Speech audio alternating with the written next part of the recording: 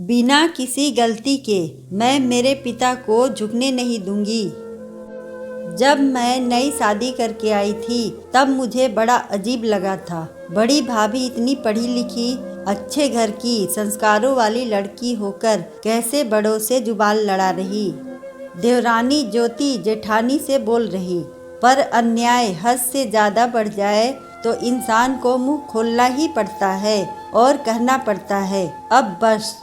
नरोत्तम दास और लीला जी उन चंद लोगों में से थे जो बेटों को पढ़ा लिखा कर इसलिए बड़ा करते हैं कि शादी के समय अच्छे से वसूला जाए। जागृति प्रकाश से विवाह कर जब इस घर में आई तो उसे समझ आ गया था कि हाथी के दांत खाने के कुछ और, दिखाने के कुछ और हैं। जागृति के पिता ने दान दहेज में वैसे तो कोई कसर छोड़ी नहीं थी, फिर भी लीला उठते बैठते सुनाती ही थी।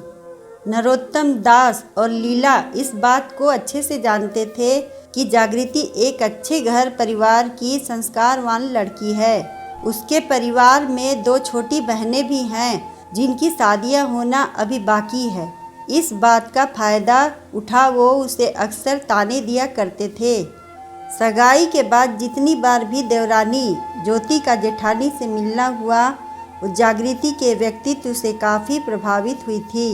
लेकिन शादी के बाद जब वो ससुराल आई तो उसने एक बार जागृति को सास ससुर के साथ किसी बात पर तर्क वितर्क करता देख लिया। तब जागृति ने अपना दर्द साझा किया। ज्योति, मैं जब से शादी करके आई मैंने सास ससुर को माता पिता, देवर को भाई माना, लेकिन इन लोगों ने कभी मुझे अपना माना ही नहीं। हर बात में टोकना, मायके से आई हर चीज़ से मीन मेक निकालना, मैंने सब बर्दाश्त किया। एक वक्त के बाद तो मुझे आदत ही पड़ गई। कोई फर्क नहीं पड़ता कौन क्या बोल रहा। मैं कोई इकलौती बेटी नहीं जो माता पिता सब बेच मुझे दे देंगे। मेरा अपमान सहना मेरी मजबूरी बन चुका, क्योंकि मेरे मुंह खोलने का सीधा असर मेरी बहनों के भविष्य पर पड़ सकता था। जागृति की आवाज़ भारी और आंखें नम हो गई। लेकिन उस दिन तो बस हद हो गई। जब मेरे पिता मुझसे मिलने आए तो उन्हें मेरी झूठी मुस्कान के पीछे छिपा दर्द जाने कैसे नजर आ गया। बिटिया, तू खुश तो है? कहना क्या चाहते हो समधी जी? हम लोग आपकी बेटी को दुखी करके बैठे हैं। नरोत्तम दास और लीला के तेज स्वर से किशोरी लाल जी घबरा गए। बेटियों का पिता वैसे ही मजबूर और उनके ससुराल में सिर झुकाए ही चलता है।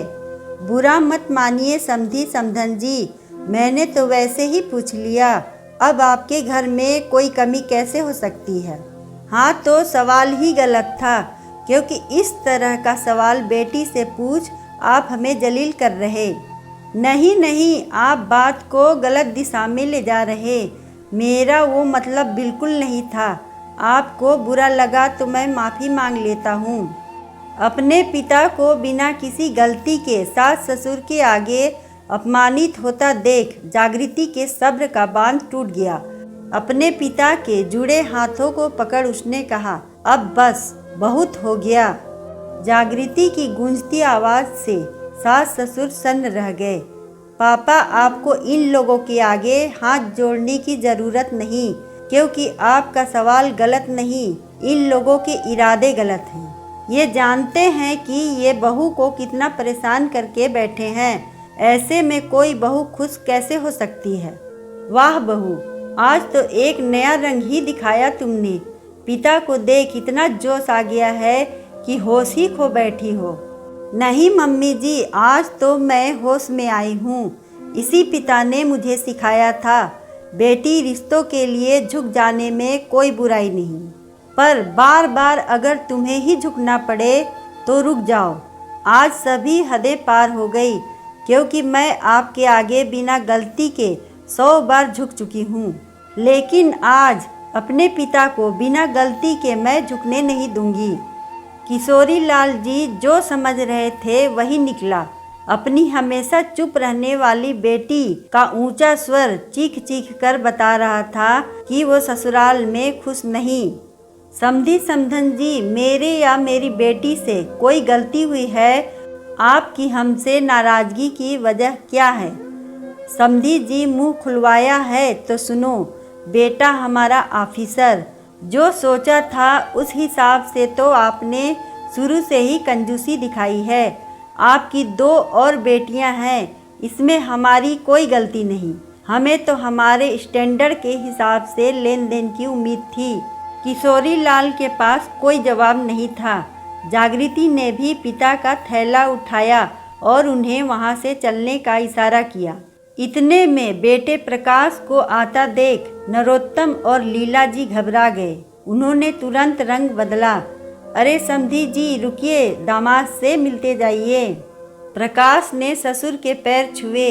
जागृति के चेहरे के हाव भाव से उसे अंदाजा हो गया था कि कुछ गलत हुआ है। जागृति पिता के साथ आगे बढ़ते बढ़ते दरवाजा लांघ गई। प्रकाश ने रास्ता रोककर कहा, कहाँ जा रही हो? कोई कुछ बताएगा, हुआ क्या? अब बस हो गया। क्या मतलब? तुम मम्मी पापा का नेचर जानती हो। फिर आज ऐसा क्या हुआ जो घर छोड़ने की नौबत आ गई? पति देव, आप मेरे पिता की औकात से बाहर थे। आपका प्राइज अफोर्डेबल नहीं था, फिर भी रिश्ता हो गया। अब मेरे पिता आपके परिवार के स्टैंडर्ड के हिसाब से लेन देन नहीं कर पा रहे, सो आपके माता पिता को उनके अपमान का लाइसेंस मिल गया है, जो एक बेटी के बर्दाश्त से बाहर है। प्रकाश ने जागृति का रास्ता छोड़ दिया। वो पिता के साथ आगे बढ़ती रही। पीछे प्रकाश की आंखें शर्मिंदगी से झुकी रही। कैसे पति हो? एक थप्पड़ लगा पत्नी का दिमाग ठिकाने ले आते। वो बकवास कर जाती रही और तुमने उसे रोका भी नहीं। जाओ, तलाक की धमकी दे वापस ले आओ। तुम्हारे छोटे भाई का रोका है, समाज में नाम खराब होगा। लीला ने प्रकाश को कहा। नहीं माँ, मैं जागृति को रोकूंगा नहीं। आज आपने उसका या मेरे ससुर का अपमान नहीं किया। मेरी कीमत लगा मुझे बहुत छोटा महसूस करवाया। माँ, क्या ज़्यादा दहेज लेकर आने वाली लड़की इस घर में टिक पाती? आपके और पापा की बातें चुपचाप सुन पाती?